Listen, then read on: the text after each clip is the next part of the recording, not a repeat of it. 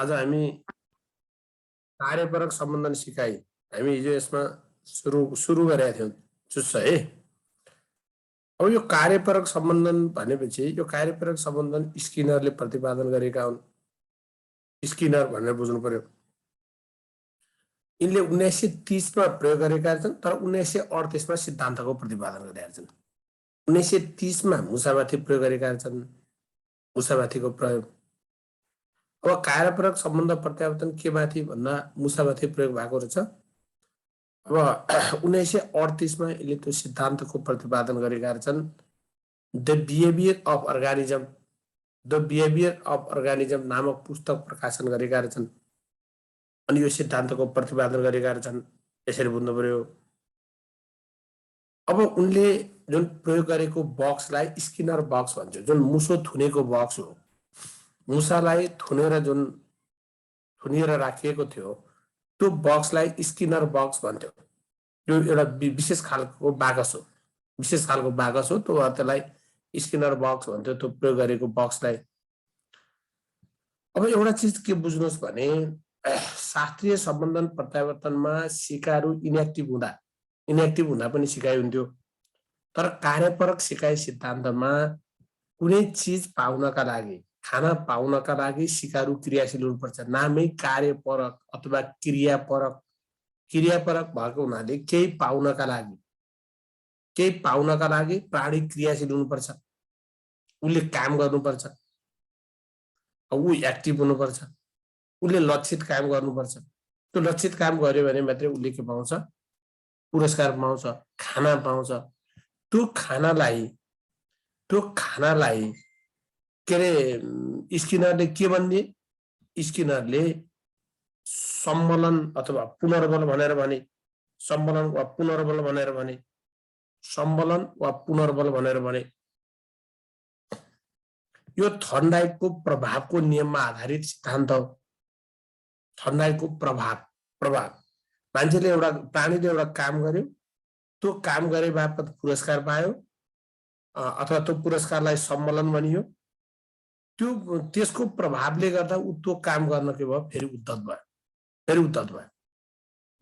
तपाईँ शास्त्रीय सम्बन्ध प्रत्यावर्तनमा प्राणीले केही नगरेको पनि ऊ एकदम निष्क्रिय भएर बसे पनि उसले खान पाउँथ्यो। निष्क्रिय भएर बस्छ। जस्तो कुकुरलाई बाँधेर राखिएको थियो, घन्टी बजाइन्थ्यो, सरलहर खाना दिन्थ्यो, त्यो कुकुरले केही गर्न पनि दिन्थ्यो। त्यसको अभ्यस्तताले उसले चाहिँ के अरे रियालिटीले काम गरेको थियो। तर क्रियापरक सम्बन्ध प्रत्यावर्तनमा मुसोलाई एउटा स्किनर बक्समा थुनिन्छ। अब उसले चाहिँ लिभरै थिच्यो भने, लिभर थिच्यो भने मात्रै खाना पाउँथ्यो। लिभर थिच्यो भने मात्रै उसले चिथरले उफर्ने के गर्दै लिभर थिच्यो। जब लिभर थिचेपछि मात्रै खाना प्राप्त गर्थ्यो। भनेपछि ऊ क्रियाशील हुने सिद्धान्तमा आधारित सिद्धान्त हो यो। त्यसैले यसलाई थर्नडाइकको प्रभावको नियममा आधारित सिद्धान्त पनि भन्छ। यो प्रभावको नियममा आधारित सिद्धान्त पनि भनिन्छ। यसलाई आरएस लर्निङ पनि भनिन्छ। अब के अरे यसलाई आरएस लर्निङ पनि भनिन्छ। RS learning, response stimulus learning.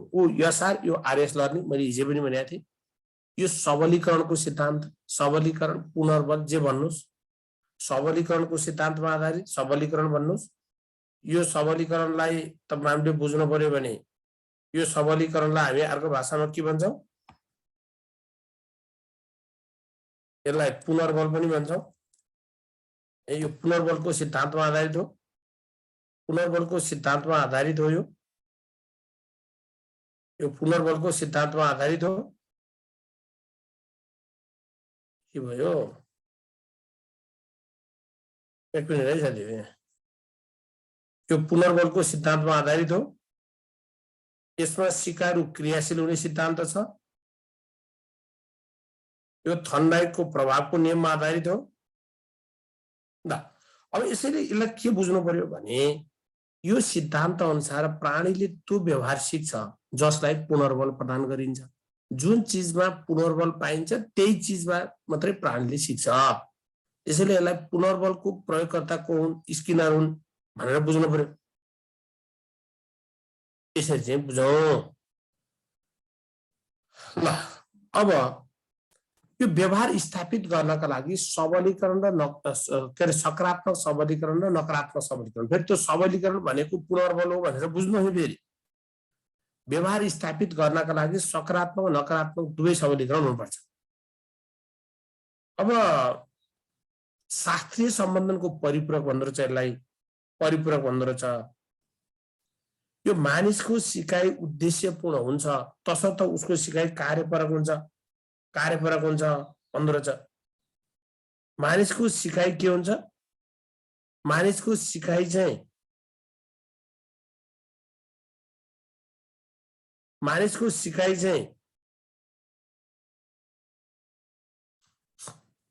यसले चाहिँ के भन्छ भन्दा शास्त्रीय सम्बन्धनको परिपूरक भन्छ। मानिसको सिकाइ उद्देश्यपूर्ण हुन्छ भन्छ, यसले उद्देश्यपूर्ण हुन्छ भन्छ, उद्देश्यपूर्ण हुन्छ तसर्थ उसको सिकाइ कार्यपरक हुन्छ भन्दो रहेछ। सिकाइ कार्यपरक हुन्छ। शास्त्रीय सम्बन्धनमा उत्तेजनाको लागि प्रतिक्रिया गरिन्छ। फरक छ क्या, यो दुईटा एकासँग कनेक्सन हो। यो शास्त्रीय सम्बन्धनको परिपूरकको रूपमा चाहिँ ल्याएका हुन्। तर नामै शास्त्रीय सम्बन्धन भनेर नाम दिएका के अरे प्याभलोभको सम्बन्धनलाई शास्त्रीय सम्बन्धन भनेर नामाकरण यिनले गरेकै कारण के हो भने आफ्नो सिकाइ सिद्धान्तलाई शास्त्रीय सम्बन्धनको परिपूरकको रूपमा यिनले प्रस्तुत गरे हुन्। त्यसैले यिनले चाहिँ के भनिया छन् भने उसलाई शास्त्रीय सम्बन्धन भने शास्त्रीय सम्बन्धनमा उत्तेजनाको लागि प्रतिक्रिया गरिन्छ, खानाको लागि प्रतिक्रिया प्राप्त गरिन्छ। तर कार्यपरक सम्बन्धन प्रत्यावर्तनमा पहिला प्रतिक्रिया व्यक्त गरिन्छ अनि बल्ल खाना प्राप्त हुन्छ, उत्तेजना प्राप्त हुन्छ। पहिला प्रतिक्रिया गरिन्छ, पहिला काम गरिन्छ, त्यसपछि बल्ल के पाइन्छ? पुरस्कार पाइन्छ, उत्तेजना पाइन्छ, उद्दीपक पाइन्छ। त्यसैले स्किनरले प्राणीका व्यवहार दुई खालका हुन्छन् भनेका छन्। स्किनरले प्राणीका व्यवहार दुई खालका हुन्छन्, प्राणीका व्यवहार दुई खालका हुन्छन् भनेका छन्। दुई खालका हुन्छन् प्राणीका व्यवहार भनेका छन्। यसरी बुझ्नु पर्यो। एउटा क्रियापरक व्यवहार भन्दो रहेछ, एउटा क्रियापरक व्यवहार भन्दो रहेछ,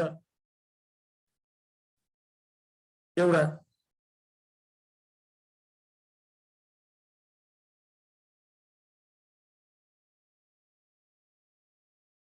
अनि अर्को चाहिँ प्रतिक्रियात्मक व्यवहार। क्रियापरक व्यवहार भनेको कार्यपरक सम्बन्धमा देखा पर्ने, नामै क्रियापरक। अर्को चाहिँ प्रतिक्रियापरक व्यवहार भनेको शास्त्रीय सम्बन्धमा देखा पर्ने। भनेको अर्थ प्राणीले कुनै काम गर्छ, आफू क्रियाशील हुन्छ, त्यो क्रियापरक व्यवहार भयो। अब कुनै व्यवहार उत्तेजनाका कारणबाट मात्रै व्यवहार देखा पर्छ, त्यो खाना देखेका कारणबाट मात्रै व्यवहार स्थापित हुन्छ। त्यसैले त्यो चाहिँ शास्त्रीय सम्बन्धनमा देखा पर्दो रहेछ। त्यसलाई प्रतिक्रियात्मक व्यवहार, प्रतिक्रियापरक व्यवहार भन्दो रहेछ। अब यो प्रयोगमा त्यति धेरै टेन्सन नलिनुहोस्। अब यो प्रयोग भोगेर बस्न पनि पर्दैन। मुसामाथि प्रयोग गरेका थिए, सकियो। एउटा स्किनर बक्समा राखेका थिए, एउटा लिभर थियो बाकसभित्र, त्यो लिभर थिचेमा खानेकुरा झर्थ्यो। अब बाकसमा मुसाका गतिविधिमा बाधा नपुर्याउने गरेर चाहिँ त्यो बाकस राखिएको थियो, अवलोकन गर्न सक्ने व्यवस्था चाहिँ गरिएको थियो। अब मुसो चाहिँ स्वाभाविक रूपमा यताउति चल्यो, चल्दा चल्दै उसले लिभर थिच्न पुग्यो, फलस्वरूप खानेकुरा झर्यो, खायो। यो प्रक्रिया पटक पटक दोहोरिँदा उसले के चिज्यो भने त्यहाँ राख्ने बित्तिकै टुक्क लिभर थिच्ने, खाना खाने, लिभर थिच्ने, खाना खाने। सुरुमा उसले अब यताउति उ गर्दा गर्दै लिभर थिचेको। अब पछि क्रमशः अभ्यास गर्दै जाँदा के भयो भन्दा उसलाई के बानीको विकास भयो भने ठ्याक्क उसले के बुझ्यो, लिभर थिच्ने, खाना खाने, त्यो अपेक्षित व्यवहार गर्ने काम गर्यो। यसरी मुसोले अस्वाभाविक प्रतिक्रिया, लिभर थिच्ने काम अस्वाभाविक प्रतिक्रिया थियो, त्यो गरेको कारणबाट स्वाभाविक उत्तेजना अथवा खानेकुरा प्राप्त गर्यो। त्यसैले यसलाई हामी उत्तेजना र प्रतिक्रिया बीचको सम्बन्ध भन्छौँ। हामी उत्तेजना र प्रतिक्रिया बीचको सम्बन्धबाट सिकाइबो। त्यसै यस प्रयोगमा अस्वाभाविक प्रतिक्रियाका लागि स्वाभाविक उत्तेजना दिने प्रक्रियालाई स्किनरले के भनिदिए? सबलीकरण भनिदिए। सबलीकरण भन्नुहोस्, पुनर्बल भन्नुहोस्, रेइन्फोर्समेन्ट भन्नुहोस्, यो एउटै भनी नामाकरण गरे। अब स्किनर के अरे सबलीकरणको प्रयोगकर्ता, पुनर्बलको प्रयोगकर्ता, सुरुवातकर्ता को हुन् भन्यो भने स्किनर। अब यसको सूत्र भनेको के हुन्छ भने CS प्लस CR, यो सूत्र पनि जान्नु होला। CS प्लस CR बराबर UCS plus UCR, UCS plus UCR, यसरी बुझ्नु पर्यो, यसरी यसरी यसरी बुझौँ। अब CS plus CR is equal to UCS plus UCR. Liver pressing food eating, liver pressing food eating, छिस्किने दबाउनु खाना खानु, छिस्किने दबाउनु खाना खानु है। CS plus CR is equal to UCS plus UCR भनेर टिप्नु। यति चाहिँ बुझ्नु होला, यति बुझ्नु होला। ए बन्छ बन्छ मजाले बन्छ। तपाईँ चाहिँ कार्यपरक सम्बन्धन सिकाइको कार्यपरक सम्बन्ध प्रत्यावर्तनको सूत्र देखाएको मध्ये कुन हो भनेर सोध्छ, सोध्ने गर्छ। यसरी चाहिँ बुझ्नु पर्यो। अब यसरी चाहिँ हेरौँ, CS plus CR is equal to UCS plus UCR भनेर बुझ्नुहोस्। अब यो कार्यपरक सिकाइका अवस्थाहरू के हुन् भन्यो भने एउटा पुनर्बल छ। यो पुनर्बलको बारेमा मैले धेरै व्याख्या गर्न परेन। पुनर्बल हामीले पढिसकेका छौँ, सिकाइमा प्रभाव पार्ने तत्त्व। यो सिकाइलाई सिक्न क्रियाशील बनाउने तत्त्व पुनर्बल हो। यो सिकाइ सिद्धान्तको मुख्य आधार नै पुनर्बल हो। पुनर्बलको प्रयोग गर्ने विद्वानै को हुन्? स्किनर हुन्। त्यही पुनर्बल प्राप्त गर्ने प्रलोभनमा मुसाले के थिच्न सक्यो? लिभर थिच्न सक्यो। अर्को सामिप्यता निकटता भन्छ, निकटता भन्छ। निकटता हुनुपर्छ अरे, प्रतिक्रिया र पुनर्बलको बीचमा निकटता हुनुपर्छ, सामिप्यता हुनुपर्छ, सामिप्यता हुनुपर्छ। फेरि बुझ्नुहोस्, तपाईले अहिले काम गर्ने 2 घण्टापछि तपाईलाई थप्पडी बजाएर चाहिँ तपाईलाई पुनर्बलको काम हुँदैन। तपाईले अहिले काम गर्ने 2 दिनपछि 1 महिनापछि तपाईँलाई पुरस्कार दिएर तैँले जमाना यो काम गरिरहेको थिइस् भनेर पुरस्कार दिएर चाहिँ अर्थ हुँदैन। त्यसैले यो प्रतिक्रिया र पुनर्बलको बीचमा चाहिँ के हुनुपर्छ? प्रतिक्रिया र पुनर्बलको बीचमा के हुनुपर्छ भन्दा सामिप्यता हुनुपर्छ, सामिप्यता हुनुपर्छ। यसरी बुझ्नु पर्यो। यो कुरा तपाईहरुले बुझौं। अब अर्को अभ्यास हुनुपर्छ। भनेको त अभ्यासले सिकाइलाई सफल बनाउँदो रहेछ। पुनर्बल प्राप्त प्रतिक्रियालाई व्यवहार निर्माण गर्न वा स्थायित्व प्रदान गर्न के चाहिन्छ? अभ्यास नगरी हुँदैन भन्छ यसले। अब कार्यपरक सम्बन्धन सिकाइका विशेषताहरू के हुन् भन्यो भने एउटा प्रतिक्रिया रहेछ, एउटा प्रतिक्रिया रहेछ। यसको बारेमा हामी अघि नै चर्चा गरिसकेका छौं। 2 किसिमका प्रतिक्रिया हुन्छ, के व्यवहार प्रतिक्रिया हुन्छ भनेर अघि नै हामी पढिसकेका छौं। सामिप्यता भनेको अघि मैले भनेको सुन्नु भएन? सामिप्यता, सामिप्यता भनेको निकटता हुनुपर्छ, निकटता। अघि मैले उदाहरण दिएरै भने सामिप्यता भनेको निकटता। अलिकति ध्यान दिनुस्। निकटता भनेको तपाईले अहिले काम गर्नुहुन्छ, यहाँ त के हो भने पहिला काम गरिन्छ, त्यो कामलाई पुनर्बल दिइन्छ। पुनर्बल भनेको पुरस्कार दिइन्छ होला, गलत कामलाई दण्ड पनि दिएला। तर जनरली के हो? जनरली चाहिँ पुरस्कारको भूमिका महत्त्वपूर्ण हुन्छ दण्डको भन्दा पुरस्कारको भूमिका महत्त्वपूर्ण हुन्छ। अनि अहिले तपाईले काम गर्ने 2 महिनापछि पुरस्कार दिएर त भएन। त्यो हिसाबले बुझ्नु पर्यो।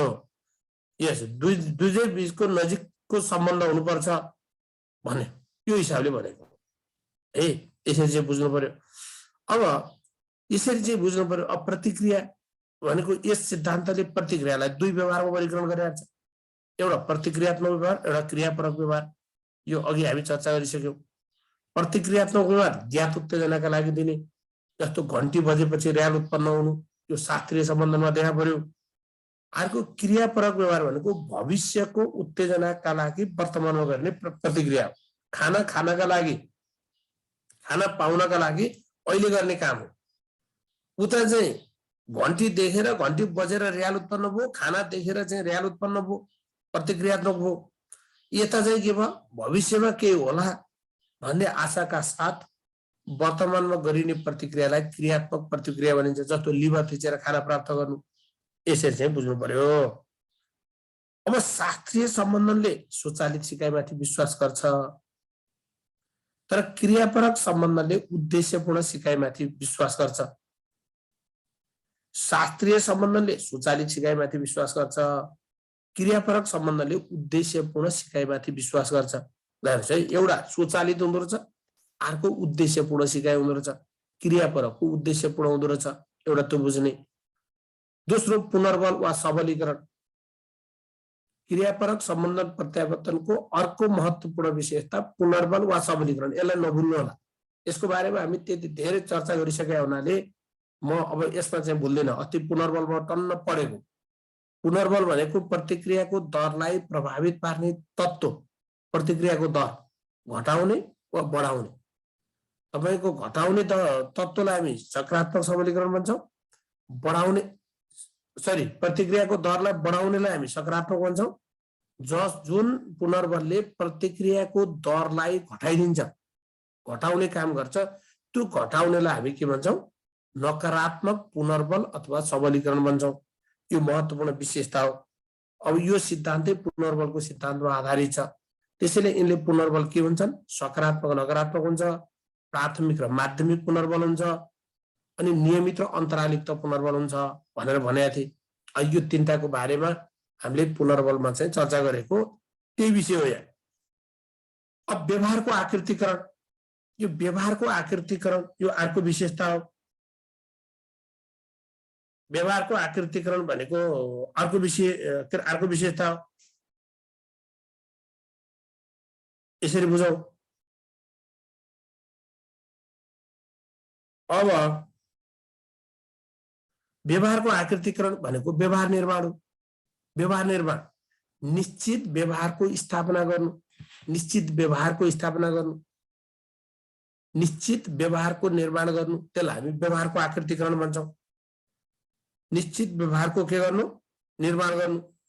जस्तो यो व्यवहारको आकृतिकरण भनेको निश्चित व्यवहारको स्थापना गर्ने कुरा छ। यो कसरी गरिन्छ? पुनर्बल तालिकाको प्रयोग गरेर।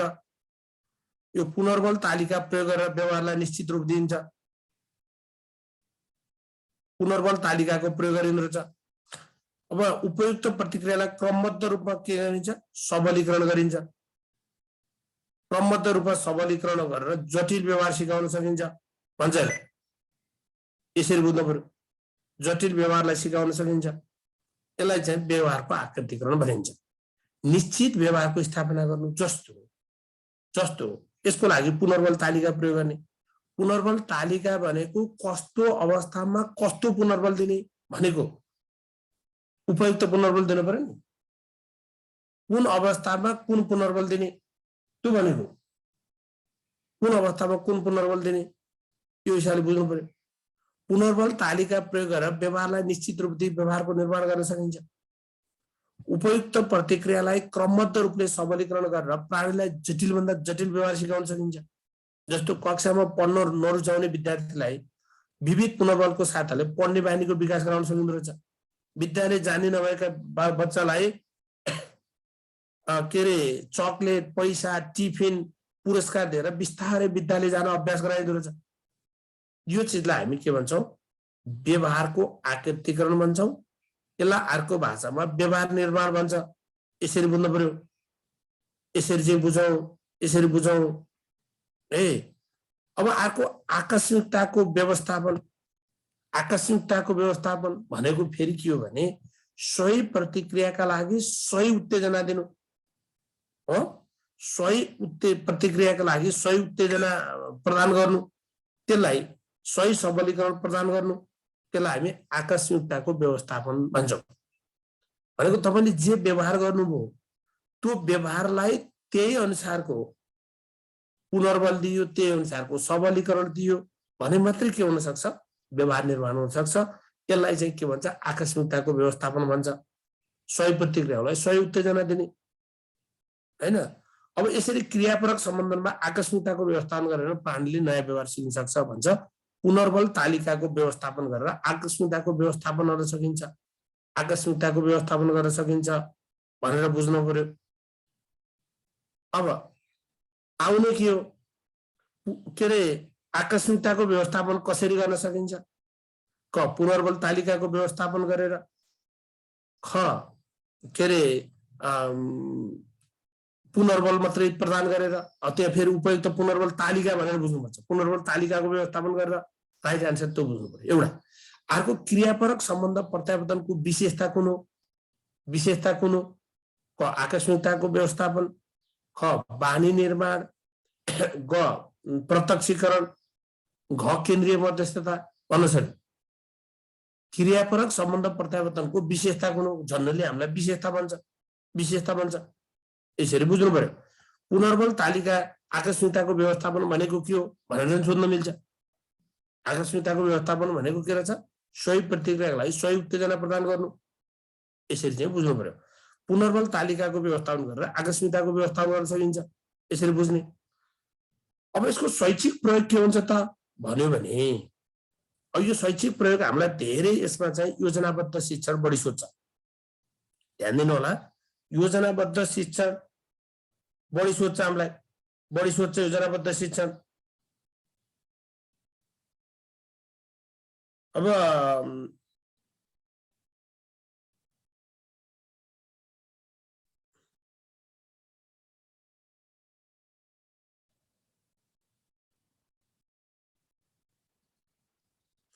अनि योजनाबद्ध शिक्षण, यो योजनाबद्ध शिक्षण भनेको त्यो उत्तेजना र प्रतिक्रिया बीच सो क्रियाकलाप मार्फत सम्बन्धको स्थापना गर्नु, सम्बन्धको स्थापना गर्ने।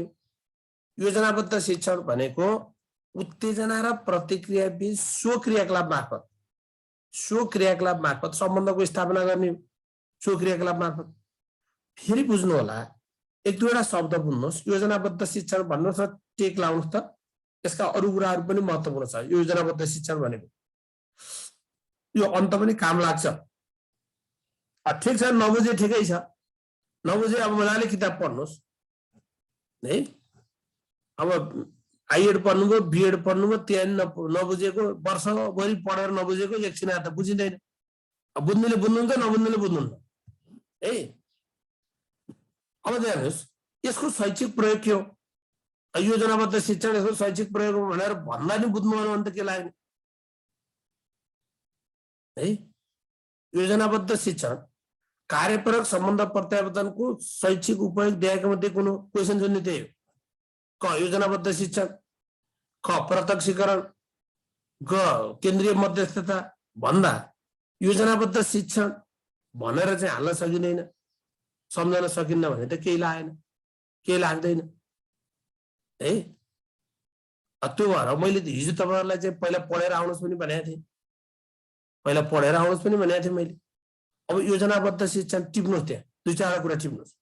यसमा 1-2 कुरा, यो चाहिँ वैयक्तिक शिक्षण हो। वैयक्तिक शिक्षण, यो व्यक्तिगत शिक्षणको विधि हो।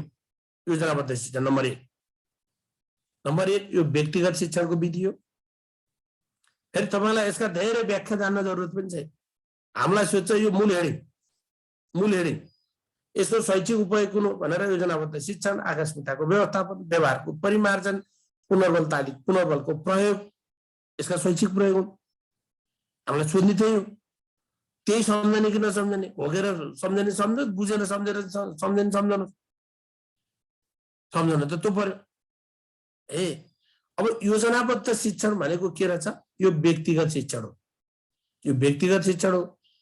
यो सो क्रियाकलाप मार्फत सम्बन्धको स्थापना। फेरि व्यक्तिगत शिक्षण भने कि तपाईलाई आफ्नो व्यवहार निर्माण गर्नका लागि, हरेक व्यक्तिको व्यवहार निर्माण गर्नका लागि त्यो व्यवहारलाई टुक्रा टुक्रा विभिन्न टुक्राहरूमा विभाजन गरिन्छ। टुक्रा भनेको खण्डमा विभाजन गरिन्छ, विभिन्न खण्डहरूमा विभाजन गरिन्छ। त्यो अपेक्षित लक्ष्य प्राप्त गर्नका लागि विभिन्न खण्डहरूमा विभाजन गरिन्छ र त्यो व्यक्तिको आफ्नो क्षमता अनुसार, सो क्रियाकलाप भने त्यो आफ्नो क्षमता अनुसार उसले चाहिँ योजनाबद्ध तरिकाले त्यसलाई पुनर्बल प्रदान गरिन्छ। हरेक खण्ड खण्डमा पुनर्बल प्रदान गरिन्छ, हरेक चरणमा पुनर्बल प्रदान गरिन्छ र त्यसका आधारमा बानीको निर्माण गर्ने, अपेक्षित व्यवहार निर्माण गर्ने काम के अरे सिकाइ। त्यसैले यसलाई योजनाबद्ध शिक्षण भन्छ। सबैभन्दा महत्त्वपूर्ण विशेषता भनेको कार्यपरक सम्बन्ध प्रत्यावर्तनको सबैभन्दा महत्त्वपूर्ण शैक्षिक प्रयोग भनेको योजनाबद्ध शिक्षण हो। भनेको योजनाबद्ध तरिकाले पुनर्बल प्रदान गरी के गरिन्छ? बानीको निर्माण गरिन्छ। यसरी बुझ्नु पर्यो।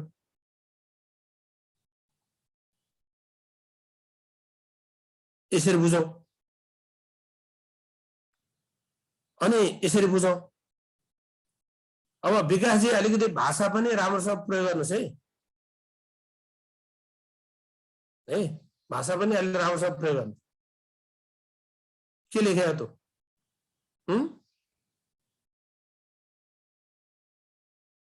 के लेखेको जे पनि लेख्नु त्यहाँ नचाहिएको कुरा लेख्ने।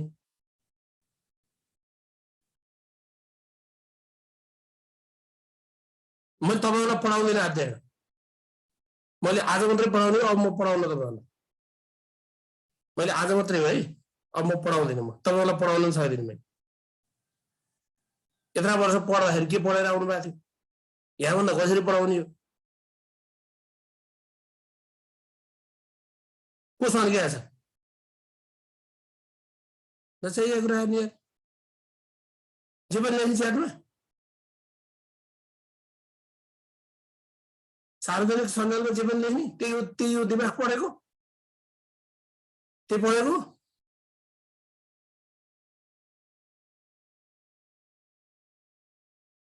अनि यस्ता दिमाग मगाले पढ्छौ टिचर हुन्छौ, एकैले पढेर आएर चाहिँ अहिले बिएड पढेर आउँदाखेरि पनि अहिले पनि योजनाबद्ध शिक्षा भनेर जान्दैन। अझ चाहिँ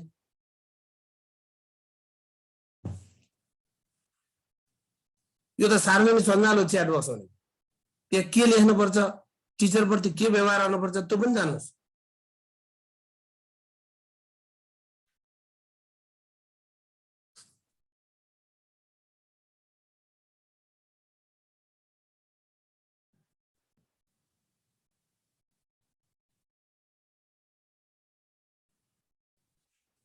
यहाँभन्दा राम्रो कसले पढाउँछन् केही छैन, त्यसै पढ्नुहोस्, केही ताउदो छैन।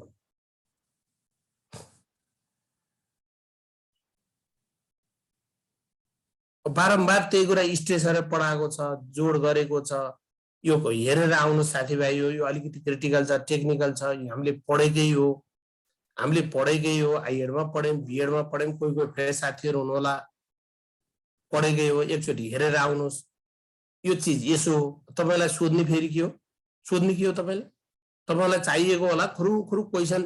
मलाई मजा हुन्थ्यो, मजाले क्वेसन हालिदियो, 10वटा क्वेसन हालिदियो, कन्टेन्ट सक्दियो, कति मजा हुन्थ्यो। यो कोर्स एटेन्जेल भ्याइसकिन्थ्यो। अब युनियन एजुकेसनले मलाई गाली गर्नुभयो होला, अहिलेसम्म यत्रा दिन भयो पढाएको, एउटा सिकाइको सिधा ऊ सकिन्न, 5-7वटा 3-4वटा कन्टेन्ट छन्, तिनी भ्याइँदैन। तपाईँलाई यति पढाउनुला तपाईँ सुइगाइस भन्नुहुन्छ। मैले बारम्बार स्ट्रेस गरेको छु, ध्यान दिन पर्यो है। तपाईँले 618 जना हुनुहुन्छ, तपाईँहरूका कतिका च्याट हेरेर बसिन्छ।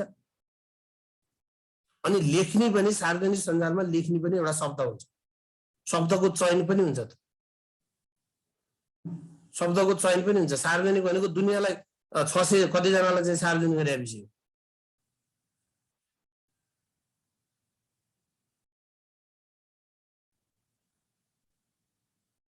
ल अब यो योजनाबद्ध शिक्षण भनेको के हो भनेर बुझ्नुहोस्। यो स्व क्रियाकलाप मार्फत सम्बन्धको स्थापना, यो वैयक्तिक शिक्षणको विधि। फेरि स्व क्रियाकलाप भनेको के हो भन्नुहुन्छ भने, स्व क्रियाकलाप तपाईले आफ्नो सिकाइको लागि आफै योजना बनाउनुहुन्छ, त्यो सिकाइलाई विभिन्न चरणमा विभाजन गर्नुहुन्छ, किनभने एकैचोटि त्यो अपेक्षित लक्ष्य हासिल गर्न त सकिँदैन। अनि तपाईका क्रियाकलापलाई खण्ड खण्ड गरेर पुनर्बल प्रदान गरी बानीको निर्माण गरिन्छ। अब यो तरिकालाई चाहिँ योजनाबद्ध शिक्षण भनेर भन्नु रहेछ। यो आधारमा पहिलो शिक्षण यन्त्र सिडनी प्रेसीले सन् 1926-27 मा तयार पारेका छन् है। यो आधारमा पहिलो शिक्षण यन्त्र सिडनी प्रेसीले सन् 1926-27 मा, अब फेरि बुझ्नुहोस्, क्रियापरक सम्बन्धन सिकाइका आधारमा अथवा यसका आधारमा पहिलो शिक्षण यन्त्र कसले तयार गरेका थिए भन्यो भने सिडनी प्रेसी। यति सम्झे हुन्छ, पहिलो शिक्षण यन्त्र कसले निर्माण गरेका थिए, सिडनी प्रेसीले बनाएका छन्। यस्तै स्किनरले चाहिँ सन् 1952 मा शिक्षण यन्त्र तयार गरेका छन्। यो कुन सिद्धान्तमा आधारित छ? सबलीकरणको सिद्धान्तमा आधारित रहेछ। फेरि सबलीकरण भनेको पुनर्बलको सिद्धान्तमा आधारित रहेछ भनेर बुझ्नु पर्यो। अब आकस्मिकताको व्यवस्थापन भन्छ। यो आकस्मिकताको व्यवस्थापन भनेको योजनाबद्ध तरिकाले बानीको निर्माण गर्न पुनर्बल तालिकाको प्रयोग गर्नलाई आकस्मिकताको व्यवस्थापन, अघि नै हामी चर्चा गरिसक्यौँ। आकस्मिकताको व्यवस्थापन भनेको के रहेछ? आकस्मिकता भनेको के हो? आकस्मिकता भनेको के? योजनाबद्ध तरिकाले बानीको निर्माण गर्न पुनर्बल तालिकाको प्रयोग गर्ने। फेरि पुनर्बल तालिका भनेको के? फेरि बुझ्नुहोस्, तपाईँले कुनै एउटा प्रतिक्रिया दिनुभयो भने तत्काल तपाईँलाई पुनर्बल दिनु पर्यो। त्यो पुनर्बल पनि उपयुक्त दिनु पर्यो। गलत काम गर्नुभयो तपाईँलाई दण्डित गर्नु पर्यो। तपाईँले सही काम गर्नुभयो तपाईँलाई पुरस्कार दिनु पर्यो। त्यो भनेको आकस्मिकताको व्यवस्थापन भनेको, त्यो भनेको पुनर्बल तालिकाको। पुनर्बल तालिका भनेको के हो भने राइट प्रतिक्रियाका लागि राइट पुनर्बल प्रदान गर्ने, उपयुक्त पुनर्बल प्रदान गर्ने त्यो कामलाई। जस्तो तपाईँले गलत काम गर्नुभयो, तपाईँले गलत काम गर्नुभयो तर तपाईँलाई पुरस्कार दियो। तपाईँलाई गलत काम गरियो, तपाईँलाई वाह वाह भनियो। अब तपाईँ के गर्नुहुन्छ? तपाईँको बानी त राम्रो बानीको विकास त हुँदैन, राम्रो बानीको विकास त हुँदैन तपाईँको। त्यसैले योजनाबद्ध तरिकाले बानीको निर्माण गर्न पुनर्बल तालिकाको प्रयोग गर्नलाई हामी के भन्छौँ? आकस्मिकताको व्यवस्थापन भन्छौँ। अर्को व्यवहारको परिमार्जन भन्छ। योजनाबद्ध तरिकाले पुनर्बल प्रयोग गरी नयाँ बानीको निर्माण गर्न र पुरानो बानी प्रयोग गर्न सकिन्छ भन्छ यसले। त्यस्तै यसले शैक्षणिक उद्देश्य वा विशिष्ट उद्देश्यलाई परिभाषित गर्न, यसलाई पुरा गर्ने शिक्षण सामग्रीलाई सरल वा जटिलको क्रममा मिलाउन सजिलो गर्छ। खास गरी तपाईँले अगाडिका 3टा कुरा पढ्नुहोस्, पुनर्बल प्रयोग गर्नुहोस्, यति बसी पुग्छ। यति बसी पुग्छ, यहाँ अरू धेरै घोक्न पर्दैन। यति कुरा शैक्षिक प्रयोगको सन्दर्भमा पढ्नुहोस्। यो दुईटामा फरक के रहेछ? शास्त्रीय सम्बन्धन र क्रियापरक सम्बन्धनको बीचमा फरक के रहेछ? एउटा प्याभलोभले प्रतिपादन गरेका छन्, अर्को स्किनरले प्रतिपादन गरेका छन्। एउटा शास्त्रीय, अर्को क्रियापरक। एउटा प्याभलोभले प्रतिपादन गरेका छन्, अर्को स्किनरले प्रतिपादन गरेका छन्। एउटाको प्रयोग कुकुरमाथि, अर्को मुसामाथि। एउटाका उद्दीपक भनेको उत्तेजना ज्ञात हुँदो रहेछ। ज्ञात भनेको जानिदो रहेछ, देखिँदो रहेछ। घन्टी देखियो, खाना देखियो, देखेर व्यवहार गर्यो। त अर्कोमा के पुरस्कार दिइन्छ भन्ने कुरा थाहा छैन। त्यसैले उद्दीपक अज्ञात हुँदो रहेछ। यसरी बुझ्नु पर्यो, यसरी बुझौँ। एउटा प्रतिक्रिया उद्दीपकबाट प्राप्त हुँदो रहेछ, प्रतिक्रिया उद्दीपकबाट प्राप्त गर्दो रहेछ, अनि तर उद्दीपक बिना प्रतिक्रिया प्राप्त हुन्छ। उद्दीपकै नदिकन प्रतिक्रिया, पहिला प्रतिक्रिया गरिँदो रहेछ। शास्त्रीय सम्बन्धले उद्दीपकमा जोड दिँदो रहेछ, उत्तेजना। क्रियापरकले प्रतिक्रियामा जोड दिँदो रहेछ। अब शास्त्रीयले सम्मेलन पहिले नै प्राप्त हुन्छ, तर क्रियापरकमा प्रतिक्रिया देखाएपछि मात्र सम्मेलन प्राप्त हुन्छ। शास्त्रीयमा सम्बन्धनको उद्देश्य उद्दीपकसँग हुन्छ, उद्दीपक भनेको पुरस्कारसँग हुन्छ, खानासँग हुन्छ। तर सम्मेलनको सम्बन्ध केसँग हुन्छ? प्रतिक्रियासँग हुन्छ। पहिला प्रतिक्रिया गरेर मात्रै, अनि जे प्रतिक्रिया गरिन्छ, जस्तो प्रतिक्रिया गरिन्छ त्यस्तै पुरस्कार पाइन्छ। प्राणी निष्क्रिय हुन्छ, यता प्राणी के हुन्छ? सक्रिय हुन्छ। यता एसआर स्टिमुलर रेस्पोन्सको एउटा मात्रै श्रृङ्खला हुन्छ, एउटा अपेक्षित उद्देश्यसँग पुनः प्रतिक्रियाको श्रृङ्खलै बन्छ। अब शास्त्रीय सम्बन्ध सामिप्यता अथवा निकटताको नियममा आधारित हुन्छ। क्रियापरक सम्बन्ध चाहिँ आरएस चाहिँ केमा? प्रभावको नियममा आधारित हुन्छ। यसले समय नियन्त्रणमा जोड दिन्छ, उसले उत्प्रेरणा र पुरस्कारमा जोड दिन्छ। प्याभलोभियन सिकाइ अथवा टाइप 1 भनिँदो रहेछ, यसलाई स्किनरियन अथवा टाइप 2 सिकाइ भनिन्छ। यो दुईटाको सार संक्षेप हो। अब यो क्वेसन हल गर्नुहोस्। निम्नमध्ये कुन व्यवहारवादी मनोवैज्ञानिक होइनन्? निम्नमध्ये कुन व्यवहारवादी मनोवैज्ञानिक होइनन्? व्यवहारवादी मनोवैज्ञानिक होइनन्। अथवा हामीलाई सोध्ने क्वेसन यसरी हो, व्यवहारवादी मनोवैज्ञानिक होइनन्। सम्मेलन भनेको के हो भन्नुभयो? तपाईँहरू अस्ति क्लासमा हुनुहुन्थेन? अब फेरि सम्मेलन भनेको के हो भनेर सोध्नु भएको साथी। ल, यसको राइट आन्सर प्रश्न नम्बर 1 को तपाईँले मिलाइसक्नुभयो। जिन पियाजे व्यवहारवादी होइनन्, उनी संज्ञानवादी हुन्। जिन पियाजे। अब यही क्वेसनलाई यही क्वेसनलाई निम्नमध्ये कुन संज्ञानवादी मनोवैज्ञानिक हुन् भने सोध्यो भने त्यो भन्ने चिन प्याजे हुन्छ। तर क्वेसन त धेरै बनाउन सकिन्छ। त्यो कन्टेन्ट बुझ्नु पर्यो, कन्टेन्ट बुझ्नु पर्यो है, त्यो बुझ्नुहोस्। अब अर्को कुरा,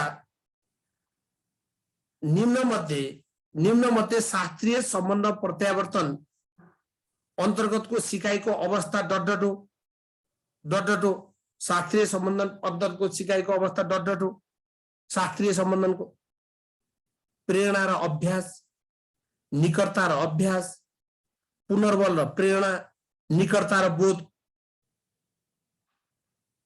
शास्त्रीय सम्बन्धन।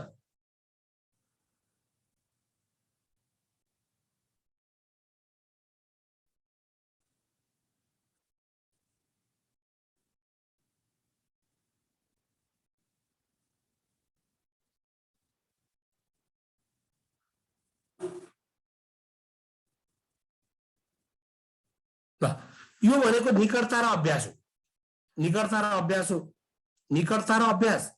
शास्त्रीय सम्बन्धन भनेको निकटता र अभ्यास हो, यसरी बुझ्नु पर्यो। कुनै पनि बालकले काठ देख्ने बित्तिकै चरा भन्नु, यो के हो? काठ देख्दाखेरि चरा भन्नु। ओके, यसको राइट आन्सर तपाईले मिलाइसक्नु भएको छ। यसको राइट आन्सर भनेको सामान्यीकरण हो, सामान्यीकरण हो। अब तलका मध्ये कुन सिकाइले उद्देश्यपूर्ण सिकाइमा विश्वास गर्छ? उद्देश्यपूर्ण सिकाइमा विश्वास गर्छ। अब तलका मध्ये कुन सिकाइले उद्देश्यपूर्ण सिकाइमा विश्वास गर्छ? क कार्यपरक सम्बन्ध, ख अन्तर्दृष्टि सिकाइ, ग प्रयत्न र बोल, घ शास्त्रीय सम्बन्धन।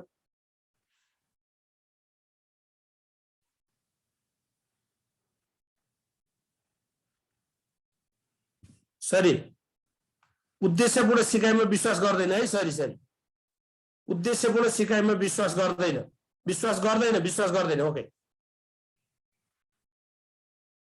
उद्देश्यपूर्ण सिकाइमा विश्वास गर्दैन।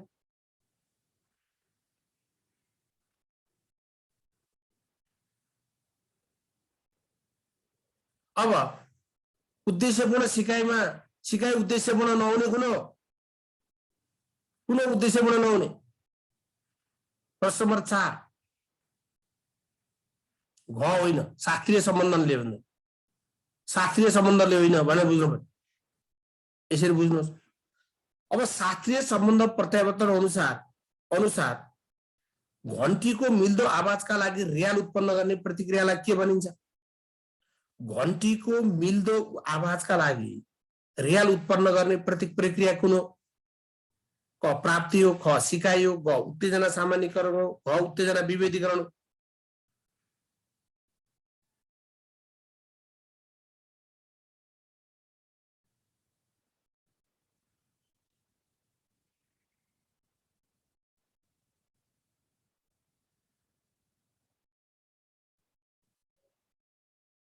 ल, यसको राइट आन्सर उत्तेजना सामान्यीकरण।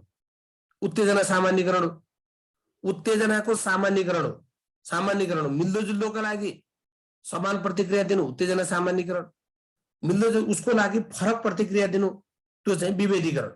त्यो विभेदीकरण भने बुझ्नु। कसको सिकाइ सिद्धान्तमा उत्तेजनाले प्रतिक्रियालाई पछ्याउँछ? उत्तेजनाले प्रतिक्रियालाई पछ्याउँछ, उत्तेजनाले प्रतिक्रियालाई पछ्याउँदो रहेछ।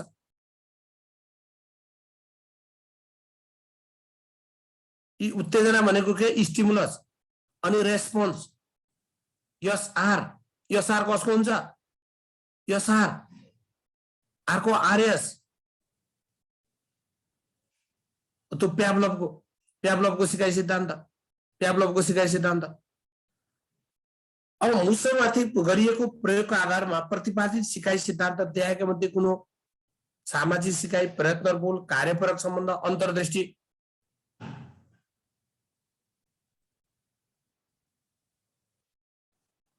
यसको राइट आन्सर चाहिँ ग हो, कार्यपरक सम्बन्ध हो, कार्यपरक सम्बन्ध हो। यसको राइट आन्सर कार्यपरक सम्बन्ध हो। प्रश्न नम्बर 6 को क प्याभलोभ भइसक्यो त अघि। ख को 6 को प्याभलोभ अब ओके, अब प्रयत्न र भूलको सिद्धान्त, प्रयत्न र भूलको सिद्धान्त है, प्रयत्न र भूलको सिद्धान्त। यो प्रयत्न र भूलको सिद्धान्त थर्नडाइकले प्रयोग गरेका छन्। तपाईले यसमा दुईटा चीज बुझ्नुहोस्, दुईटा चीज बुझ्नुहोस् है। फेरि यहाँ 1913 कि 1898 भन्ने कुरामा पनि तपाईलाई कन्फ्युज रहन सक्छ। अब 1898 कि 1913 भन्ने कुरामा पनि कन्फ्युज रहन सक्छ। प्रयत्न र भूलको सिद्धान्तका प्रतिपादक को हुन् भन्यो भने थर्नडाइक, थर्नडाइक प्रतिपादक हुन्। प्रयत्न र भूलको प्रतिपादक को हुन् भन्यो भने थर्नडाइक 1898। यिनले प्रयोग के माथि गरेका छन्? बिरालो माथि प्रयोग गरेका छन्।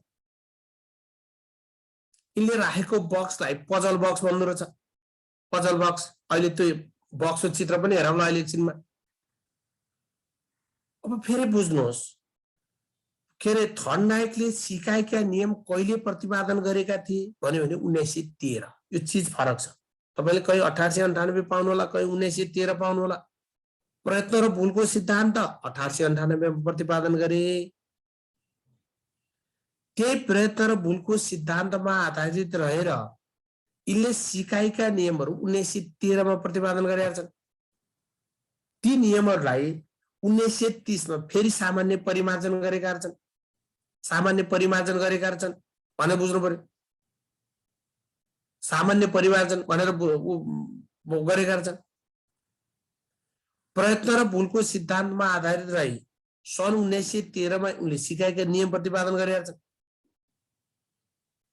ती नियमलाई सन् 1930 मा सामान्य परिमार्जन गरेका छन्। अब यो सिद्धान्तलाई बोन थ्योरी, अब तपाईलाई फेरि बुझ्नुहोस्, बोन थ्योरी दिएको मध्ये कुन हो? बोन थ्योरी अथवा कनेक्सनिज्म थ्योरी अथवा जोड्ने सिद्धान्त दिएको मध्ये कुन हो? दिएको मध्ये कुन हो भनेर शास्त्रीय कार्यपरक अन्तर्दृष्टि भन्छ। यसरी चाहिँ बुझ्नु पर्यो। अब यसलाई बोन थ्योरी अथवा कनेक्सनिज्म थ्योरी पनि भनिन्छ। कनेक्सनिज्म थ्योरी पनि भनिन्छ। यसलाई थ्योरी अफ एसोसिएसन, सहयोगी सिद्धान्त पनि भनिँदो रहेछ। यो सहयोगी सिद्धान्त यसलाई थ्योरी अफ एसोसिएसन, यसलाई सहयोगी सिद्धान्त पनि भनिन्छ। यसलाई सहयोगी सिद्धान्त, थ्योरी अफ एसोसिएसन भन्छ। प्राणीको अध्ययनमा प्रयोगात्मक विधिको प्रयोग गरिएकोले यो विधिलाई महत्त्वपूर्ण विधि पनि मानिँदो रहेछ। प्राणीको अध्ययनमा प्रयोगात्मक विधिको प्रयोग गरिएकोले यो विधिलाई महत्त्वपूर्ण विधि पनि मान्नु रहेछ। यसरी बुझ्नुहोस्। यसले व्यवहारलाई सहचार्य भनेर व्याख्या गरेको छ। व्यवहारलाई सहचार्य भनेको सम्बन्धको स्थापना गर्ने कुरा, सहचार्य भनेर व्याख्या गरेको छ। अब तपाईहरुलाई फेरि बुझ्नुहोस्, समस्या समाधान विधिमा आधारित सिद्धान्त कुन हो भन्यो भने यो प्रयत्न र भूलको सिद्धान्त। समस्या समाधान विधिमा आधारित सिद्धान्त रहेछ। यसले नयाँ व्यवहारको अवलोकन गर्ने सिद्धान्त। यसलाई अर्को भाषामा बहुप्रतिक्रिया सिकाइ सिद्धान्त पनि भन्छ। बहुप्रतिक्रिया नामै, यो नामले काफी छ। प्रयत्न र भूल, त्यसका लागि प्राणीले के गर्छ? बहुप्रतिक्रिया गर्छ। बहुप्रतिक्रिया भनेको के? धेरै प्रतिक्रिया गर्छ। त्यो धेरै प्रतिक्रियामा के हुन्छ? धेरै गलत काम हुन्छन्। राइट काम एउटा दुईटा हुन्छ। पहिला सुरुमा धेरै गल्ती गर्छ, अब क्रमशः अभ्यास गर्दै जाँदा के हुन्छ? ती गल्ती घट्दै गर्छन् अनि उपयुक्त प्रतिक्रियाको छनौट हुन्छ। त्यो उपयुक्त प्रतिक्रिया छनौट हुने कामलाई हामी के भन्छौँ? व्यवहारको निर्माण भनिन्छ। व्यवहार निर्माण अथवा व्यवहार निर्माण भनेको के? त्यो सिकाइयो भनेर बुझ्नु पर्यो। व्यवहार निर्माण भनेको सिकाइयो भनेर बुझ्नु पर्यो। व्यवहार निर्माण कति धेरै हुन्छ नि यो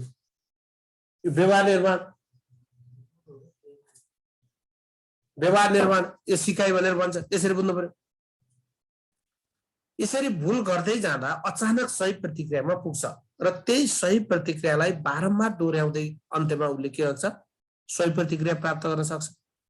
अन्त्यमा प्राणीले प्रयत्न र भूल मार्फत नयाँ उत्तेजना वा अवस्थाको लागि नयाँ समाधान गर्न सक्छ। त्यसैले सिकाइका नियमहरू प्रतिपादन गराउने विद्वान को हुन्? यो पनि सोध्छ तपाईहरुले।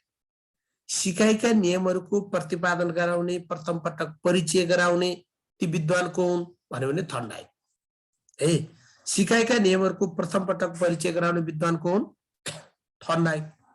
थर्नडाइक है, सिकाइका नियमहरूको प्रथम पटक परिचय गराउने विद्वान को हुन् भन्यो भने थर्नडाइक भनेर बुझ्नु पर्यो। अब यस्तो बक्समा चाहिँ थुनेर राखिदिया, बाहिर खाना देखाइदिया छ, बाहिर खाना देखाइदिया छ, उसलाई भोक लागेको छ, मजाले भोकाएको छ, बाहिर खाना देखाएको छ, खाना देखाएको छ। अब यो बिरालोले के गर्छ, कोपर्ने, उफ्रने, चितर्ने गर्दा गर्दै उसले अकस्मात के गर्छ, लिभर थिच्न पुग्छ। है, अब लिभर थिचेपछि के हुन्छ, ऊ बाहिर निस्कन पाउँछ, खाना खान्छ। अब यो के हो भने उसले धेरै प्रतिक्रियाहरू, चितर्ने, उफ्रने लगायतका विभिन्न प्रतिक्रियाहरू गर्छ। ती गलत प्रतिक्रिया धेरै भए हुँदाहुँदै उसले के गर्छ, छेस्किने थिच्न पुग्छ, अनि ऊ चाहिँ के हुन्छ, बाहिर निस्कन्छ। यो खालको सिकाइ सिद्धान्तलाई के भनिन्छ, प्रयत्न र भुलको सिकाइ सिद्धान्त भनिन्छ भनेर बुझ्नु पर्यो। यसरी हेर्नु। अब मुसा र बिरालोको प्रयोगमा के छ भन्दा, मुसाको प्रयोगमा खाना देखाइया थिएन, खाना देखाइया थिएन। उसले काम गरेपछि खाना प्राप्त गर्थ्यो, के पाइन्छ भन्ने थाहा थिएन। फेरि त्यो पनि भन्नु, के पाइन्छ भन्ने थाहा थिएन है स्किनरको प्रयोगमा। तपाईले राइट काम गर्दा राइट पुनर्बल पाउनुहुन्थ्यो, गलत काम गर्दा गलत पुनर्बल पाए। तर यहाँ चाहिँ के छ, उद्देश्यपूर्ण सिकाइ भन्छ, यो ठ्याक्क खाना देखाइदिएको छ, उसलाई अन्तरिक्ष जागृत गरिदिन्छ, त्यो हिसाबले चाहिँ बुझ्ने यसमा अलिकति थोरै फरक छ। अब यो थर्नडाइकले के गरिदिए, यो के गरे, यो त्यति धेरै व्याख्या नपरे। थर्नडाइकले एउटा विशेष प्रकारको खोर बनाए, त्यहाँ चुकुल थिचेर राख्न सकिन्थ्यो उसलाई। एउटा भोकाको बिरालाई खोरभित्र थुनियो, उत्तेजनाको रूपमा के गरियो, खोर बाहिर माछाको टुक्रा अथवा खाना राखियो। अब माछा प्राप्त गर्न बिरालो खोरबाट बाहिर आउन खोज्यो, उसको यस प्रयासलाई उसको भोक भनेको प्रेरक तत्त्व र माछाको टुक्राको उपस्थितिले निकै अभिवृद्धि गर्यो। तर आफ्नो सामान्य स्वभाव अनुसार बिरालोले खोरबाट बाहिर आउन विविध प्रयास गर्यो, उफ्रने, टोक्ने, कोपर्ने आदि, उफ्रने, टोक्ने, कोपर्ने आदि आदि त्यो गर्न थाल्यो। यो गलत प्रयास गर्दा गर्दै उसले अकस्मात ढोका खोल्ने, चुकुललाई थिच्न पुग्यो, जसको फलस्वरूप बिरालो खोरबाट बाहिर आउन थाल्यो। अब यो प्रयोगलाई धेरै पटक दोहोऱ्याउँदा के हुन्छ, गलत प्रयास कम हुँदै आए, सही प्रयासमा वृद्धि हुँदै आए। तपाईँ हामीले एउटा साइकल सिक्न पर्यो भने पहिला कति गलत प्रयास गर्छौँ, बारम्बार अभ्यास गरेपछि के हुन्छ, त्यो गल्ती चाहिँ कम हुन्छ। भनेको यही हो के, भनेको यही हो। सुरुमा हामीले काम गर्दा धेरै मिस्टेक गर्छौँ, तर जति अभ्यास गर्दै जान्छौँ त्यति चाहिँ हाम्रा गल्ती के हुन्छ, कम हुँदै जान्छन् र हाम्रो सिकाइ हुन्छ भनेको। यो सजिलो हिसाबले त्यसरी बुझ्नुपर्छ। अन्त्यमा बिरालोले न्यूनतम समयमा चुकुल थिचेर खोरबाट बाहिर निस्कन सक्यो, यो प्रयोग छ। अब यसमा 4 स्थितिबाट सिकाइ हुन्छ भन्दो रहेछ यसलाई। यसमा 4 स्थितिबाट सिकाइ हुन्छ भन्दो रहेछ, 4वटा स्थितिबाट सिकाइ हुन्छ भन्दो रहेछ यसले। 4वटा स्थितिबाट सिकाइ हुन्छ भन्दो रहेछ। एउटा प्रेरक, मोटिभ, एउटा 4वटा तत्त्वबाट, 4वटा स्थितिबाट सिकाइ हुँदो रहेछ। प्रेरक भनेको के, हामीले उत्प्रेरणा पढ्यौं नि, उत्प्रेरणा त तपाईहरुले पढिसक्नुभयो। उत्प्रेरणा भनेको के हो भने प्राणीलाई उत्सुक र उत्तेजित बनाउने, प्राणीलाई उत्सुक र उत्तेजित बनाउने। अहिले तपाईहरुलाई लाइसेन्स पास गर्नु परेको छ, लाइसेन्स पास गरेर चाहिँ शिक्षक सेवा पास गर्नु परेको छ। त्यही चीजले हामी बिहान 5 नबज्दै अब 4 साढे 4 बजे उठेर हामी पढ्नका लागि तयार भएको छौं, त्यो चाहिँ प्रेरक हो। त्यसैले प्रेरक तत्त्वले प्राणीलाई क्रियाकलाप गर्न के बनाउँछ, उत्सुक र उत्तेजित बनाउँछ। जस्तो प्राणीको आवश्यकता, समस्या, लक्ष्य, उद्देश्य, दुःख, यी प्रेरक तत्त्व। प्राणीको आवश्यकता, समस्या, अति हामीले उत्प्रेरणा पढ्यौं होला, साथीहरु कोही नयाँ आउनुभयो होला, त्यही दुःख हुन्छ क्या बिचरा क्लास छुटेपछि। मैले त्यही भएर तपाईहरुको कोर्सको अर्डरमा नहुँदा के अरे अर्डरलाई छोडेर पहिला सिकाइ पढियो, सिकाइमा प्रभाव पार्ने तत्त्व पढियो, मनोविज्ञान पढेर मात्रै सिकाइको सिद्धान्तमा गयो। किनभने त्यहाँ उत्प्रेरणाका कुरा, पुनर्बलका कुरा, स्थानान्तरणका कुरा, सामान्यकरणका कुरा ती हामी त उता पढेका छौं। त्यसैले प्राणीको आवश्यकता, समस्या, लक्ष्य, उद्देश्य वा दुःख चाहिँ के रहेछ? प्रेरक तत्त्व रहेछ। अब यिनको सिद्धान्तमा भोक चाहिँ के हो? भोक के हो? बिरालोको आवश्यकता हो। भोक आवश्यकता हो। तपाईलाई जागिर खान परेको छ। अब जागिर खान परेको छ, यो चाहिँ के हो? आवश्यकता हो। त्यो बिरालोको आवश्यकता भोक रहेछ, त्यो खोरबाट निस्केर खाना खान जान प्रयत्न गर्नु बिरालोको लक्ष्य रहेछ। लक्ष्य रहेछ। यो हिसाबले बुझ्नु पर्यो प्रेरक भनेको।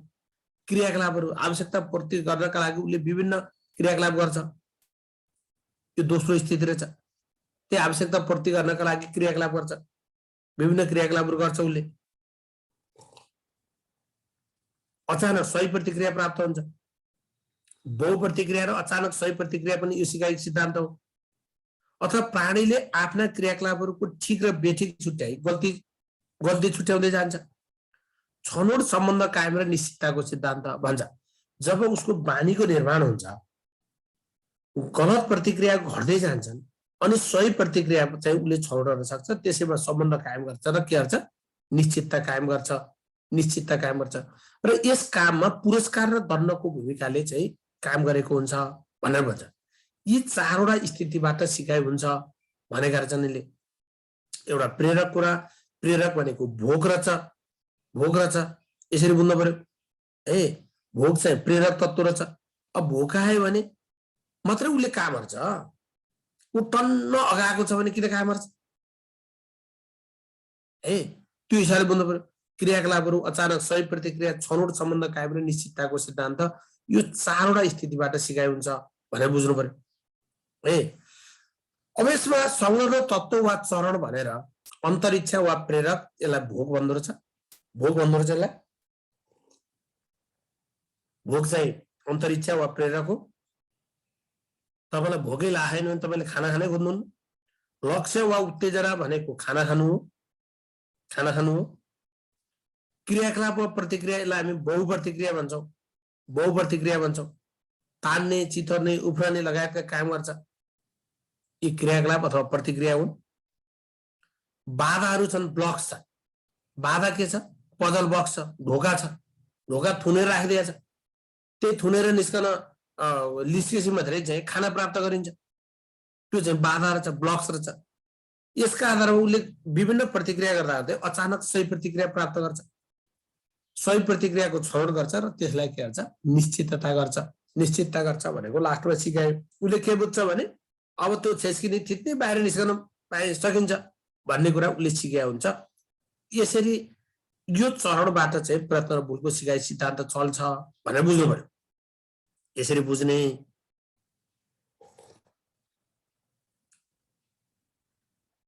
अब यसमा क्रम सोध्दैन साथीहरु, क्रम सोध्दैन है। यत्र 7 वटाको क्रम सोध्दैन, फिर नहाल्नु होला। अब यसका नियमहरू मैले आज यो नियम तपाईहरु 5-10 मिनेट टाइम लाग्ला। मैले यो प्रयत्न र भुलको सिकाइ सिद्धान्त सक्छु है। अलिकति वेट गर्नु साथी हो। अब सिकाइका नियमहरू भन्यो भने थन्नाइ। यसमा चाहिँ हामी तत्परताको नियम भन्छौँ। एउटा यिनले सिकाइका प्रमुख नियमहरू, प्रमुख नियम भन्यो भने 3टा। प्रमुख नियम कतिवटा छन्? 3टा। सिकाइका नियम दिने प्रतिपादन गर्ने विद्वान कुन? थन्नाइ। यिनीहरू क्वेशन सुन्ने प्रमुख नियम कुन कुन हुन् अथवा प्रमुख नियम कुन होइन भनेर सोध्न सक्छ। सहायक नियम कुन हो? सहायक वा गौण नियम कुन हो भनेर सोध्न सक्छ। अब प्रमुख नियम भनेको के रहेछ? सिकाइका प्रमुख नियमहरू 3टा रहेछन्। 3टा रहेछन्। एउटा तत्परता वा तयारीको नियम रहेछ। एउटा तत्परता वा तयारीको नियम रहेछ।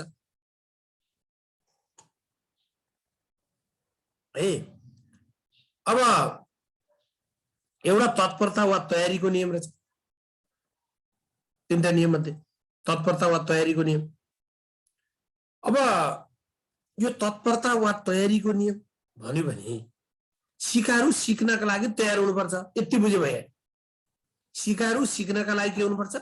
तत्पर हुनुपर्छ। जबसम्म सिकारु सिक्नका लागि तत्पर हुँदैन तबसम्म सिकाइ सुरु प्रारम्भ हुँदैन। यति बुझ्यो हुन्छ यसमा। यो तत्परताको नियम भयो। अर्को प्रभाव वा असरको नियम। प्रभाव वा असर भनेको के हुन्छ भने थर्नडाइकका अनुसार कुनै कार्यको सन्तोषप्रद परिणाम मात्रै शक्तिवर्धक हुन्छ। तपाईले काम गर्नुभयो, पुरस्कार पाउनुभयो, काम गरेर पुरस्कार पाएपछि के भयो? तपाईलाई के प्रभाव पर्यो? तपाईलाई खुसी भयो, आनन्द फिल भयो, तपाई त्यही प्रतिक्रिया दोहोर्याउनुहुन्छ। त्यसले सन्तुष्टिकारक प्रतिक्रियाहरू के हुन्छन्? दोहोरिन्छन्। त्यो पुरस्कारको उपनियम रहेछ। असन्तुष्टिकारक प्रतिक्रिया दोहोरिँदैनन्, यो दण्डको उपनियम रहेछ। अब यो प्रभावको नियम भन्यो भने 1898 मा प्रतिपादन भएको छ। प्रभावको नियम 1898 मा प्रतिपादन भएको। अरु खास सिकाइ सिद्धान्त 1913 मा भएको। 1930 मा प्रभावको विस्तार लेखद्वारा प्रभाव र अभ्यासको नियममा के गरिएको छ? परिमार्जन गरिएको छ। 1930 मा प्रभावको विस्तार लेखद्वारा प्रभाव र अभ्यासको नियममा परिमार्जन गरिएको छ। यो प्रभावको नियममा दोस्रो। अर्को अभ्यासको नियम। अभ्यास भनेको प्रतिक्रियालाई दोहोर्याउने हो, प्र्याक्टिस गर्ने। Practice makes the man perfect. यसले सिकाइलाई के बनाउँछ? दिगो बनाइदिन्छ। अभ्यास गर्नुहुन्छ, सिकाइलाई दिगो बनाउँछ। अभ्यास गर्नुहुन्न, विस्मरण हुन्छ। अहिले हामीले पढेका कुरा तपाई हामी गएर हेर्ने हो भने के हुन्छ? बारम्बार हेर्यौं भने सिकाइ दिगो हुन्छ। अब आज गइयो, अब 4-5 दिनपछि तपाई पल्टाएर हेर्नुभयो भने अनि तपाईले पढेको चाहिँ के हो भन्ने भइहाल्छ। त्यसैले अभ्यासले सिकाइलाई दिगो बनाउँछ। अझ सिप सिकाइका लागि अभ्यासको भूमिका अझ बढी महत्त्वपूर्ण हुन्छ। अझ बढी महत्त्वपूर्ण के हुन्छ भने सिप सिकाइमा अभ्यासको भूमिका अझ बढी महत्त्वपूर्ण हुन्छ। अभ्यास नभएमा विस्मरण हुन्छ। यसलाई अनुपयोगको नियम भन्छ। अब यो नियमले चाहिँ के भन्छ? दण्डभन्दा पुरस्कारलाई बढी महत्त्वपूर्ण दिँदो रहेछ। तर अभ्यासले पनि एक सीमासम्म मात्रै सिकाइमा अभिवृद्धि गर्छ भन्छ। फेरि बुझ्नुहोस्, जति अभ्यास गरे पनि मान्छे उड्न सक्दैन के। यस्तो पनि बुझ्नुहोस्, हाम्रो त्यो अभ्यासले एउटा सीमासम्म मात्रै विकास गर्छ, वृद्धि गर्छ। त्यो सीमामा पुगेपछि त्यहाँभन्दा अगाडि बढ्दैन। त्यो अभ्यास गरियो भनेर सधैँ बढेको बढै गर्ने भन्ने होइन। सिकाइको एउटा सीमा हुन्छ, त्यो सीमासम्म अभ्यासले पुर्याउनलाई सहयोग गर्छ। त्यो यसको सम्बन्ध सिकाइको मात्रासँग हुन्छ भनेर बुझ्नु पर्यो। यी तीनटा चाहिँ मुख्य नियम रहेछन्, प्रमुख नियमहरू छन्। अब गौण नियम 5 वटा छन्। गौण भनेको सहायक नियम। सिकाइका सहायक नियमहरू कतिवटा छन्? 5 वटा छन्। एउटा सहचार्य। सहचार्य भनेको सम्बन्ध कायम गर्ने हो, उद्दीपक र प्रतिक्रियाको बीचमा सम्बन्ध कायम गर्ने हो, सहचार्यको नियम। सहचार्यको नियम जस्तो भाँडामा राखिएको खाना देखेर कुकुरको मुखबाट रिहा लाउनु, सम्बन्ध स्थापना भयो। अधीनको नियम। पुरस्कारले अधीनको बोध गराउँदो रहेछ। दण्डले इच्छा नगरेका प्रतिक्रियालाई रोक्ने काम गर्दो रहेछ। दण्ड चाहिँदैछ है। अघि म रिसाएँ भन्नुभयो, अघि त्यो साथीको टिप्पणी प्रति मैले त्यो बोल्नै पर्थ्यो। त्यस्ता छाडा प्रवृत्तिलाई हामीले रोक्नै पर्थ्यो। त्यो छाडा प्रवृत्ति है, मान्छेको अवमूल्यन गरे प्रवृत्ति, त्यसलाई रोक्नै पर्थ्यो है। त्यो हिसाबले चाहिँ के हुन्छ भने पुरस्कारले अधीनको बोध गराउँछ। दण्डले के गर्छ? अनैच्छिक प्रतिक्रियालाई रोक्ने काम गर्छ। अनैच्छिक भनेको जे आशा नगरेको, त्यो आशा नगरेको प्रतिक्रिया कसैले गर्यो भने त्यसलाई दण्ड दिन्छ, त्यो दण्डले त्यसलाई चाहिँ रोक्ने काम गर्छ। मनोवृत्तिको नियम। मनोवृत्ति भने के? एटिट्युड हो। त्यो एटिट्युड हो, दिमाग। तपाईँ हामी कतिको तयार छौँ भन्ने कुरा हो। यो मानसिक कुरा हो। त्यसैले यसको सम्बन्ध तयारीको नियमसँग सम्बन्धित हुन्छ।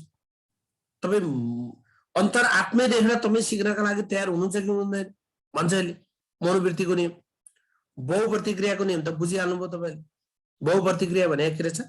एउटा समस्या समाधान गर्नका लागि विभिन्न प्रतिक्रियाहरू हुन सक्छन्। ती मध्ये समस्या समाधान गर्न सघाउ पुर्याउने प्रतिक्रिया छनौट गर्न सकिन्छ भन्छ यसले। र आंशिक कार्यको नियम भन्छ यो प्रतिक्रियाको एउटा अंश पूर्ण परिस्थितिका लागि महत्त्वपूर्ण हुन सक्छ। तपाईले धेरै प्रतिक्रिया गर्नुहुन्छ, धेरै प्रतिक्रिया मध्ये तपाईको एउटा अंश चाहिँ के हुन सक्छ, पूर्ण परिस्थितिका लागि चाहिँ महत्त्वपूर्ण हुन्छ भन्ने यी 5 वटा चाहिँ सिकाइका के रहेछन्, सहायक नियमहरू छन् भनेर बुझ्नुभयो। अब यसका विशेषता के हुन् भन्यो भने तिनै कुरा जोडिन्छ। त्यो बोल्ड गरेको चीज मात्रै बुझे हुन्छ। एउटा प्रेरक तत्त्व रहेछ, यसको चर्चा भइसकेको छ। अर्को बहुप्रतिक्रिया र त्यसको श्रृङ्खला छ। बहुप्रतिक्रिया नामै यो प्रयत्न र बोल भनेको हुनाले बहुप्रतिक्रिया। प्रतिक्रिया छनौटमा दण्ड र पुरस्कारको भूमिका हुँदो रहेछ। सिकाइमा दण्डको तुलनामा पुरस्कारको भूमिका बढी हुन्छ भन्छ। यो सिद्धान्तको आशय त्यो रहेछ। अर्को सिकाइमा क्रमिक विकास, एकैचोटि विकास हुँदैन, यो क्रमशः विकास हुन्छ भनेर बुझ्ने। अब यो प्रयत्न र भूलका शैक्षिक उपयोग भन्यो भने तयारी, अभ्यास र सिकाइमा पुरस्कार दण्डको भूमिका, यी तीनटा चिज सिकाइका नियमहरू नै हामीले यसमा प्रयोग गर्ने हो। यो हिसाबले बुझ्नुहोस्। तत्परता र सिकाइ, सिप सिकाइमा अभ्यासको भूमिका र सिकाइमा पुरस्कार र दण्डको भूमिका, प्रभाव वा असर, यसका चाहिँ शैक्षिक उपयोग हुन्। अब यो चाहिँ अलिकति पढेर आउनु होला साथी, अलिकति पढेर आउनुहोस्, नपढे हुँदैन। यो राम्रोसँग त्यहाँका शब्द हेर्नुहोस्। मूल हेडिङ, शैक्षिक उपयोगको मूल हेडिङ चाहिँ तपाईले जान्नुपर्छ। त्यसरी हेर्नुहोस्, अलिकति अभ्यास गर्नुहोस्। मेरो विनम्रतापूर्वक अनुरोध छ, विनम्रतापूर्वक मेरा भाइ बहिनीहरूलाई अनुरोध छ, अलिकति सकारात्मक हिसाबले लेख्नुहोस् है। यो विषय अलिकति के छ भने अलिकति राम्रोसँग हेर्यो भने बुझिन्छ, नत्र अलिअलि नौलो छ। अरू कन्टेन्ट पढाए जस्तो छैन। तपाईलाई सुरुको त लाई त अन्य पनि गाह्रै हुन्छ। कन्टेन्ट पढ्नुपर्छ, कन्टेन्ट राम्रोसँग पढ्नुपर्छ, अनि बल्ल क्वेसनमा अभ्यास गर्नुपर्छ। त्यो भएर अलिकति हजुरहरूले पनि हेरिदिनुहोस्। क्लासमा पढे भन्दैमा 10 चोटि पढ्नु, तर तपाईले ध्यान दिनुहुन्न भने तपाईले बुझ्नुहुन्न, तपाईले त्यो सिकाइ हासिल गर्नुहुन्न। त्यो भएर क्लासले तपाईलाई वे दिने हो, पढ्ने हजुरहरूले हो। त्यो भएर किताबको पाठबाट पनि तपाईले थरोली हेर्नुहोस्, मेजर कुराहरू गर्नुहोस्, के जिज्ञासा भए सोध्नुहोस्। अहिले त्यो हिसाबले चाहिँ हामी गयो भने सिकिन्छ। नत्र क्लास यति हेर्यो अनि घर गएर हेर्ने होइन। अब घर गएर भन्दा नि अब हेर्ने होइन, पल्टाएर हेर्नु छैन। त्यसले चाहिँ अलिकति अप्ठ्यारो गर्छ। त्यो भएको हुनाले पनि अब अहिले पढेका कुरा आज अभ्यास गर्नुहोस्, हेर्नुहोस्, नबुझेको सोध्नुहोस्। अब भोलि पढ्ने के छ भन्ने कुरा पनि किताबमा सर हेर्नुहोस् एकचोटि। किनभने तपाईँ हामीलाई यो नौलो होइन, साइन्स पढेका साथीहरू हुनु होला, तैपनि उहाँले नि बुझ्नुहुन्छ, नबुझ्ने होइन, किताब पढेपछि बुझ्नुहुन्छ। अहिलेसम्म त उहाँले यो सिद्धान्त सुन्नु भएकै छैन, नसुन्, तर साइन्सकाले झन् छिटो सिक्नुहुन्छ। यो फेरि यो चाहिँ मलाई विश्वास छ। त्यो हिसाबले यसलाई हेर्नुहोस्। मैले साथीहरूलाई विनम्रतापूर्वक त अनुरोध गर्छु है, बुकमा यसरी नै छ, बुकमा यसरी छ। अब यसलाई यसरी चाहिँ बुझौँ। अब